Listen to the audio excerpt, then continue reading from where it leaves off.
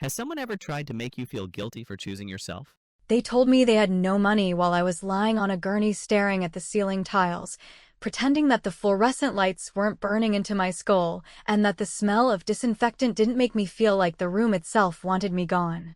The nurse kept asking if I had someone to drive me home after the procedure, and I said yes, even though the truth was I didn't.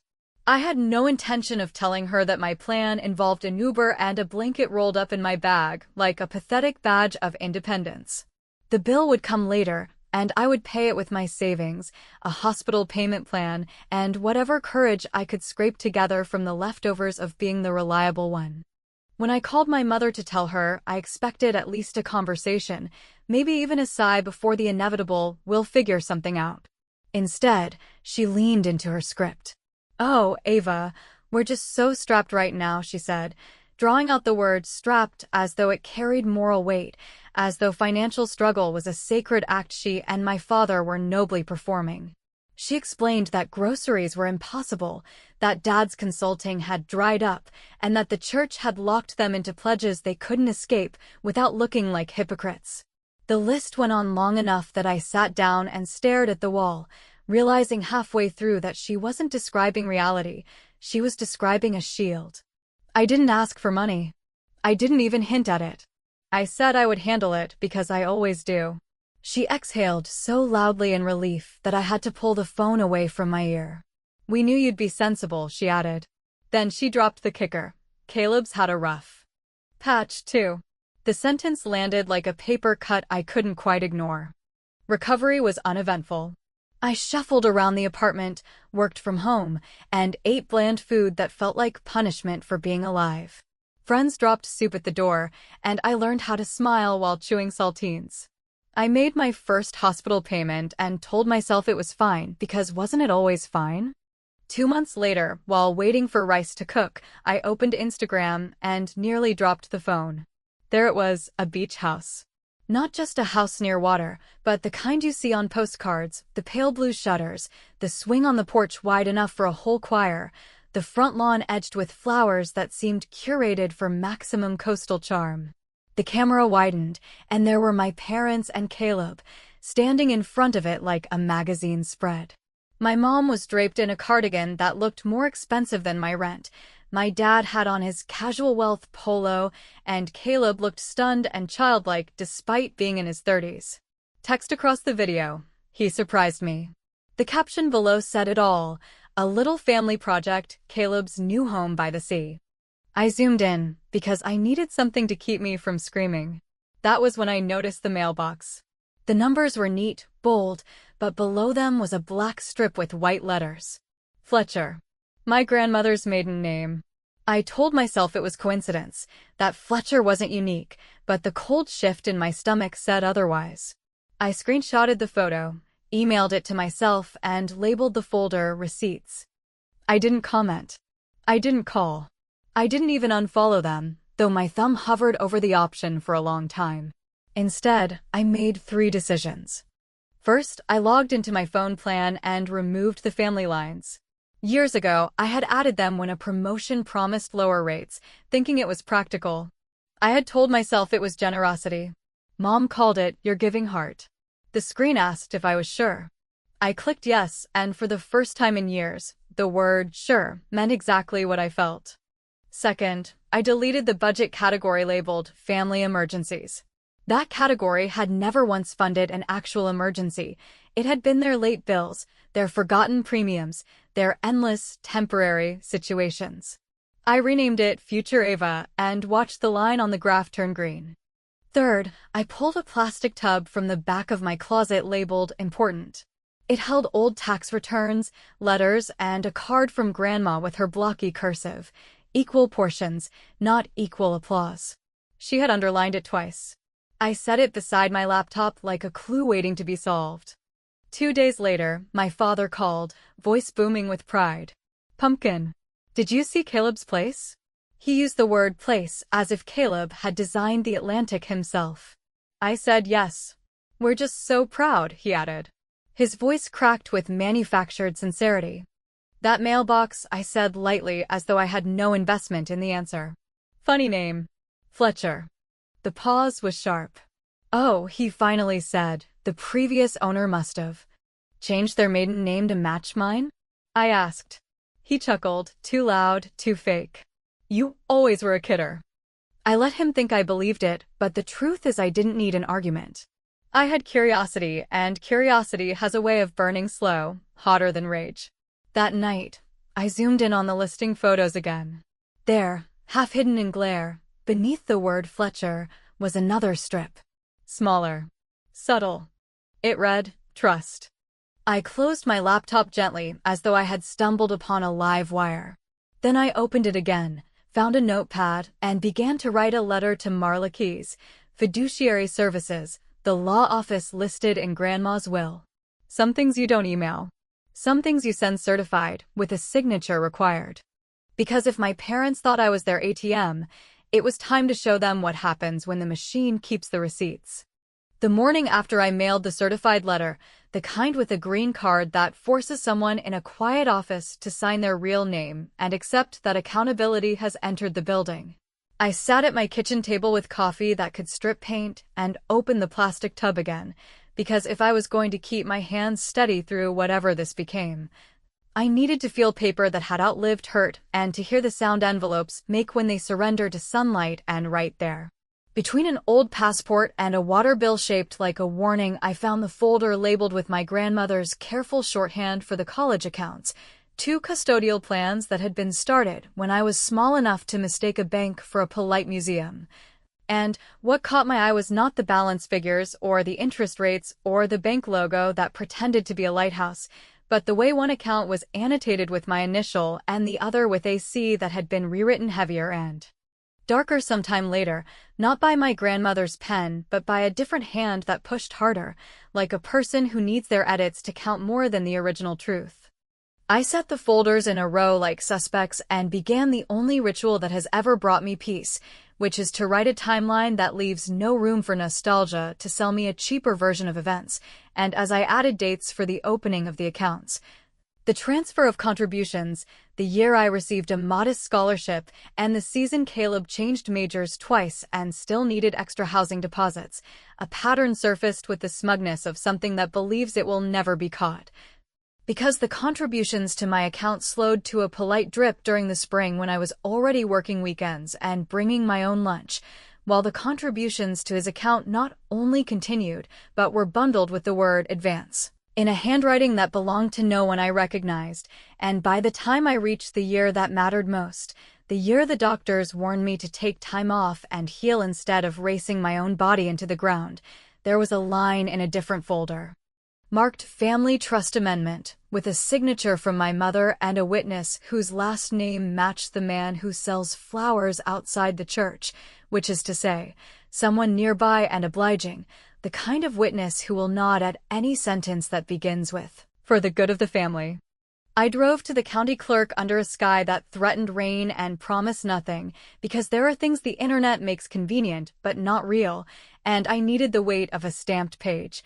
And the clerk in the sensible sweater pulled reels of records with a patience that humbled me, and when she laid the deed transfer in front of me, the black letters confirmed what the mailbox had whispered, that the beach house had moved through a trust that bore my grandmother's maiden name as a costume, and that the transfer described the purpose as the fulfillment of a housing need under a discretionary clause for beneficiaries in distress, which would have sounded almost righteous if the date on the transfer had not aligned to the week after I signed my own hospital consent, a week where I could barely lift a kettle and where my mother told me they had nothing to offer beyond thoughts and prayers, a phrase that sounds like comfort until you understand it as a receipt. Back at home, I called the bank listed on the custodial accounts and asked for the records department with the calm of a woman ordering glassware while a small fire burns behind her. And I gave the account numbers and requested full histories and copies of any forms authorizing reclassification or advance, and when the representative asked why I needed them, I smiled at the wall and said the word audit, which is a key that opens quiet doors.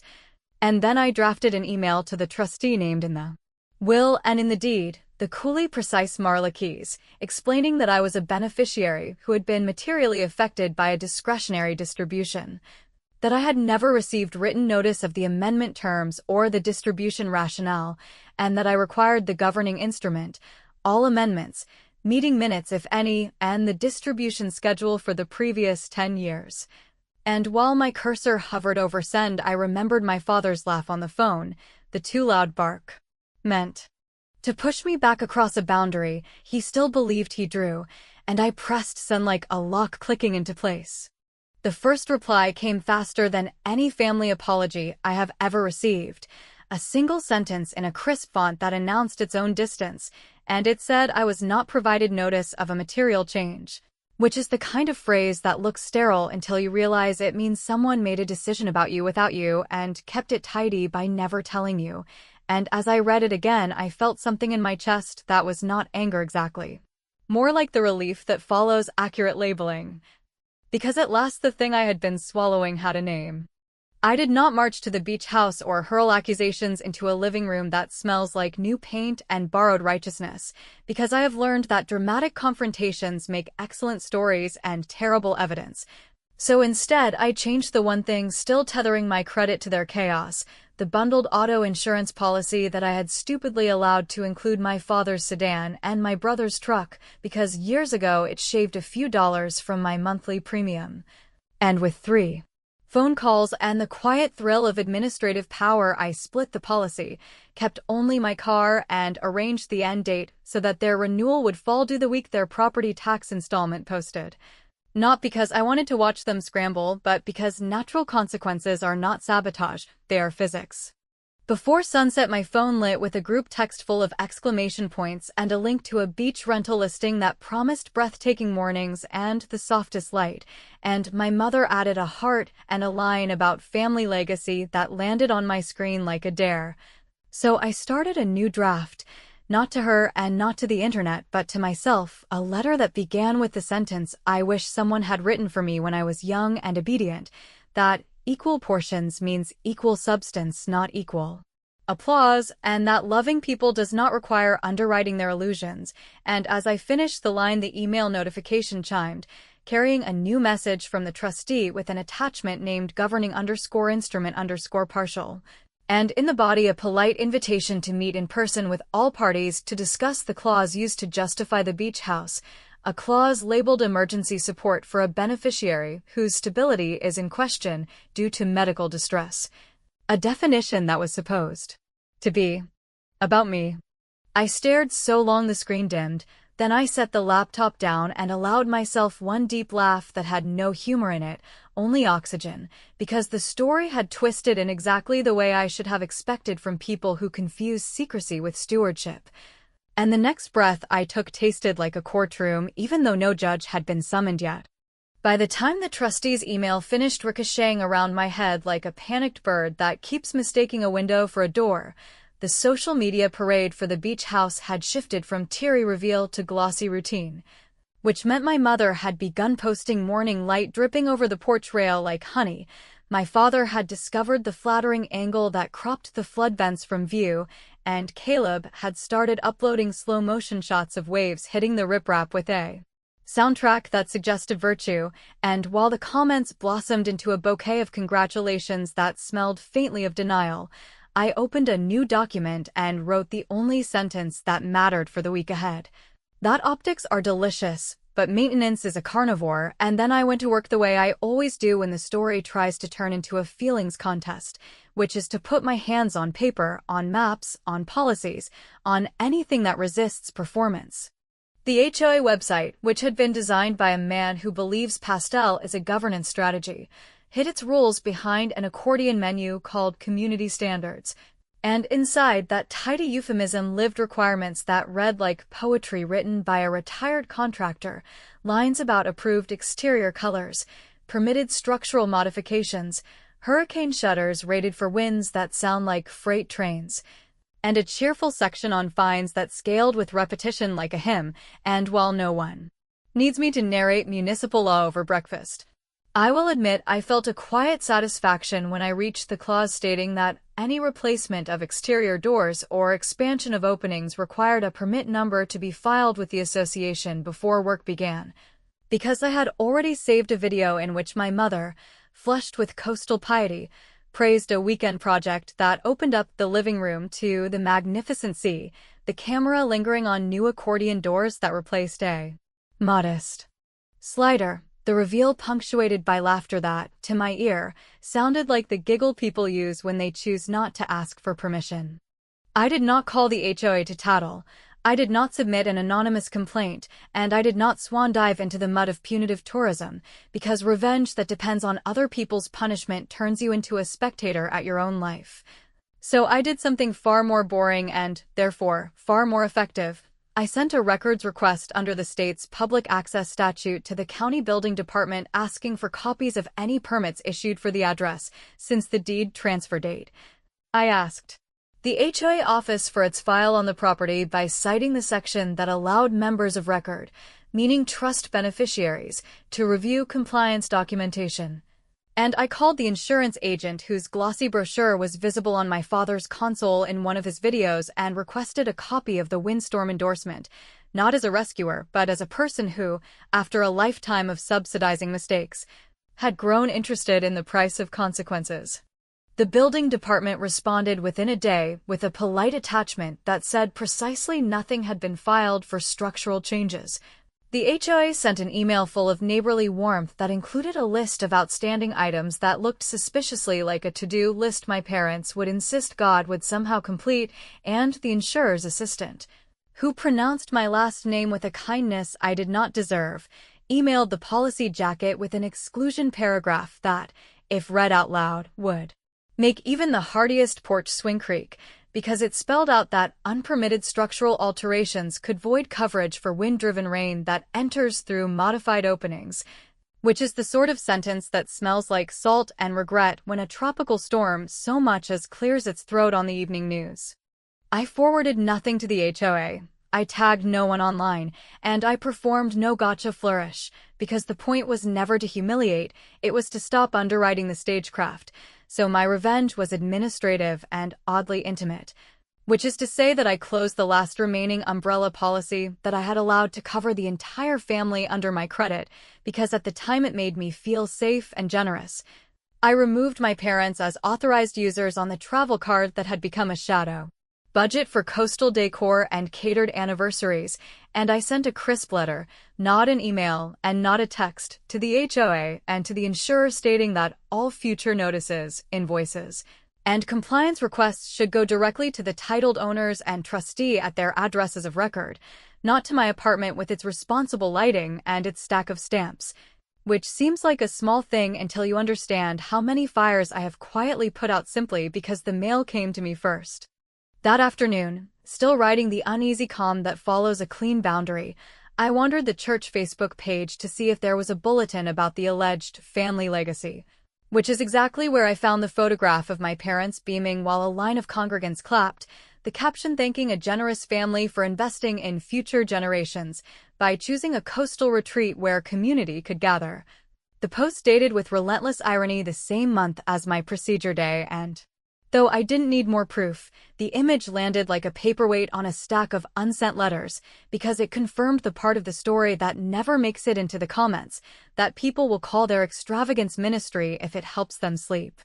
Caleb called just after sunset, his voice lower than usual, the ocean wind breaking the edges of his sentences, and he asked me, without preface and without bravado, whether I had heard anything from the trustee, because a letter had arrived referencing an upcoming meeting and a temporary review of discretionary distributions.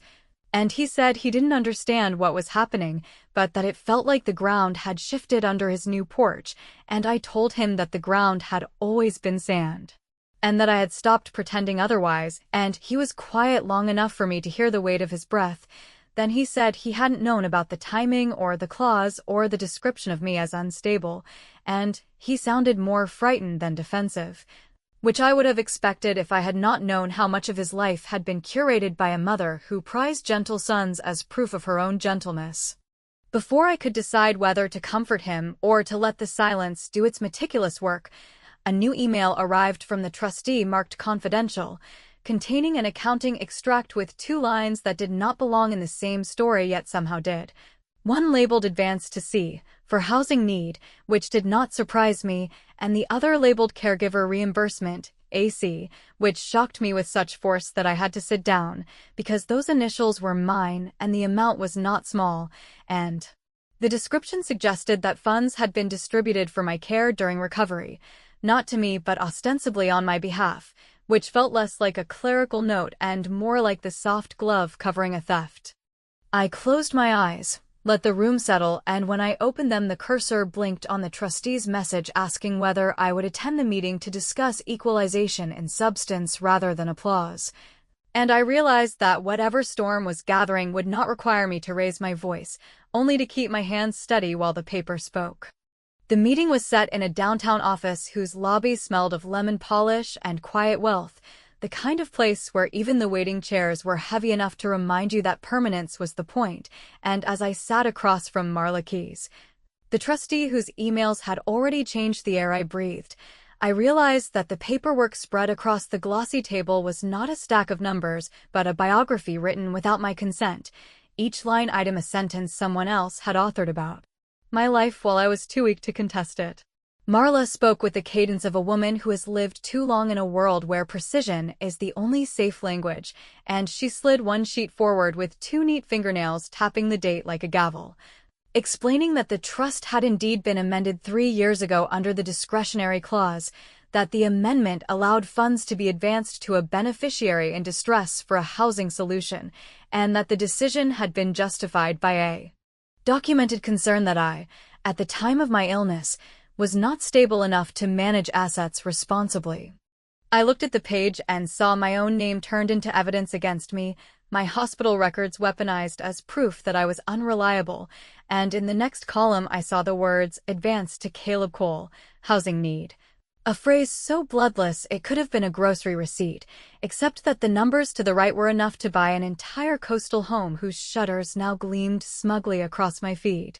When I asked who had made the representation that I was unstable, Marla folded her hands and said, in that neutral voice that never admits to being shocked, that the information had been provided by my parents, who had signed a statement citing concern over my emotional and physical fragility, and who had presented Caleb's need for a stable residence as part of a holistic family support plan.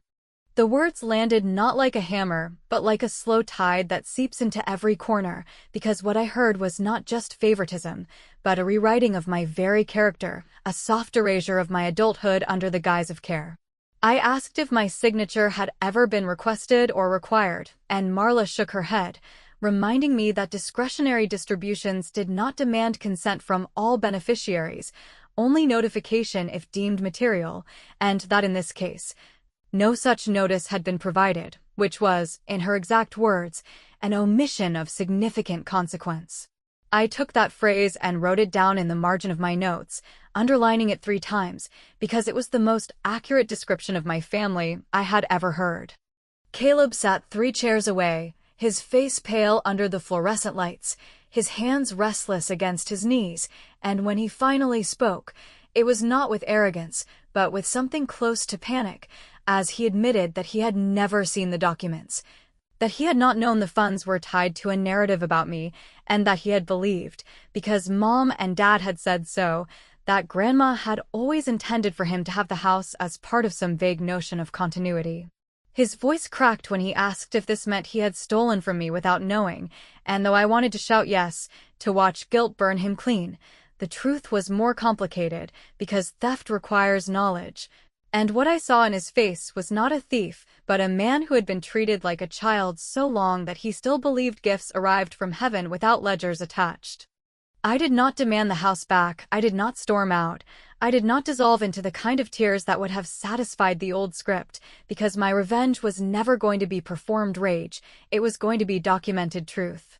So I requested, calmly, that a full independent accounting be conducted for the past decade, that all discretionary disbursements be frozen until the accounting was complete, and that the trust honor the clause of equal in substance, not in applause. Marla considered me for a moment, then nodded once, her pen scratching across the page like a verdict. The freeze was granted pending review, which meant that for the first time, my parents' illusion of limitless generosity had been handcuffed by paper and law rather than my silence. As we gathered our things, Caleb leaned toward me, his voice so low I almost mistook it for a confession whispered in a pew, and he said he was sorry, not in the vague way people say it when they bump your shoulder in a hallway, but in the raw, uneven way of someone who has just discovered that his life has been built on someone else's subtraction. He asked me not to burn the entire structure down, not because he loved the house, but because he had built his family's sense of safety on its foundation, and for a fleeting second I saw the boy he once was, the one who trusted our parents the way I once trusted them, and I understood that the house was not just wood and paint, it was the stage on which he had been told he was the favored son. I did not answer him, because the question was not really about me, and because my silence has learned to do work that my words cannot. Instead, I folded the documents, slipped them into my folder, and walked out of the office into the autumn air that smelled of damp stone and new beginnings. And as the door closed behind me, I realized that my revenge was no longer just about what they had denied me. It was about finally refusing to be the ghostwriter of their lies. The storm warnings began as background noise, the kind of alerts that crawl across the bottom of a screen and vanish before anyone pays attention. Yet as the days passed, the graphics on the weather map grew more insistent. The spiraling red blotches pressing against the coastline where the house stood like an untested monument to my parents' choices. News anchors spoke of hurricane preparedness, of boarding windows and securing loose property, of insurance claims that would be processed at the speed of molasses. And while my coworkers talked about bottled water and flashlights, I sat at my desk rereading the trustees' accounting, the pages filled with numbers that whispered louder than any forecast. Because within those ledgers was the truth of how my parents had rewritten fairness into performance and love into ledger entries. The line that listed caregiver reimbursement in my initials continued to burn a hole in me, because it proved that money had been moved under my name while I was weak, yet it had never passed through my hands, which meant they had not only lied about being broke, they had profited from my silence. When the first evacuation orders came, my phone began buzzing with messages in the family group chat, each one dripping with urgency, but strangely lacking in accountability. My mother wrote that the insurance company was being uncooperative and that they needed me, just for now, to put the deductible on my card so coverage would activate. My father added that this was only temporary, that Caleb's family would pay me back once things settled, and Caleb himself, though quieter, typed that he didn't want his children to lose their sense of safety, that the house had already become their sanctuary. I stared at the screen and felt the weight of years pressing down, years where I had absorbed every plea and every excuse, years where my wallet had been treated as a bandage for wounds they inflicted themselves. And in that moment, instead of answering, I picked up my keys and drove east, not to the house itself, but to the shoreline where the tide was already restless, carrying with it the smell of salt and inevitability. The drive was long enough for memory to rise like ghosts, for me to see myself as a teenager working extra shifts while Caleb's sports fees were covered without hesitation. For me to remember the scholarship I had earned through exhaustion while his apartment rent had been quietly handled. For me to relive every polite smile at family dinners where gratitude was never addressed, because generosity was assumed to flow in only one direction. By the time I parked near the dunes, the sky was a heavy gray that felt like a lid, and the wind was already strong enough to snatch my hair across my face. I carried with me not boards or sandbags, but an envelope, thick with copies of the accounting, highlighted passages from the governing instrument, and a handwritten note in my own deliberate script that read, "Equalize or watch it collapse." I walked down to the edge of the water, the envelope pressed against my chest, and I stood there imagining what it would feel like to let the tide take it, to release every proof into the ocean and let salt carry away my need for acknowledgement. But then I thought of Grandma's letter, the one that spoke of equal portions, not equal applause, and I knew that letting it wash away would only perpetuate the silence they had already weaponized against me. So I turned back and drove to the coastal neighborhood, quiet under the threat of evacuation, and I left the envelope taped to their front door, the words visible beneath the plastic sleeve I had sealed it in, and I walked away without knocking, without waiting for confrontation, because the truth had never needed my voice, only my refusal to erase it. That night, as the storm shifted course on the maps, as meteorologists adjusted their arrows with cautious optimism, I sat in my apartment miles inland and listened to the rain slam against my own windows. And I wondered what they were saying inside that beach house, whether they cursed me for betrayal or whether, for the first time, they sat in silence facing the arithmetic of their own decisions. The hurricane veered east before landfall, sparing the coastline from devastation, leaving the house intact and the illusion unshattered by nature, and yet the next morning I woke to a wire transfer in my account labeled equalization, a sum that matched what had been advanced to Caleb, but in the memo line the words read simply, "for peace." I stared at it longer than I should have, my fingers hovering above the keyboard as though a reply could untangle the knot that money never solves. I did not visit the house, I did not call, and I did not answer the messages that began to trickle in after, each one alternating between guilt and denial, between explanations that sounded rehearsed and apologies that felt like attempts to reset the board without moving the pieces.